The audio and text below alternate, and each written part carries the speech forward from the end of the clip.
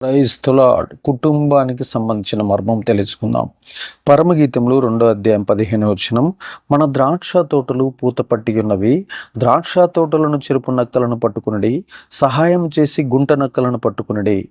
మన ద్రాక్ష తోటలు పూతపట్టి మన యొక్క కుటుంబ జీవితం ఎంతో అందంగా, అద్భుతంగా, ఆశ్చర్యకరంగా ఉన్నటువంటి ఆ యొక్క కుటుంబాన్ని చెరిపేటటువంటి గుంట నక్కలు, అనేక రకాలైనటువంటి భార్యాభర్తలు కలిసి ఉంటే ఓర్వలేని గుంట నక్కలు, వారు కలిసి ఉంటే చూసి తట్టుకోలేని మత్సరపు గుంట నక్కలు, అనేక రకాలైనటువంటి సాతాను గుంట నక్కలు మన యొక్క సంసార దాంపత్య జీవితాన్ని చెదరగొట్టడానికి, మన కుటుంబ వ్యవస్థను చిన్నాభిన్నం చేయడానికి ప్రయత్నం చేస్తూ ఉంటాయి.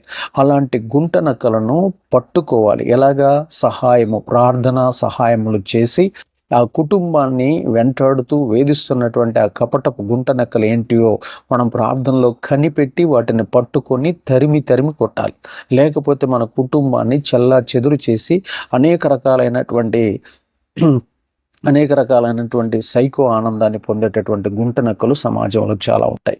కాబట్టి ప్రియ దేవుని బిడ్డలారా, మన జీవితంలో మనం ఆత్మీయంగా ఎదగాలంటే ప్రార్థనా సహాయం తీసుకొని సంఘ సహాయం తీసుకోవాలి.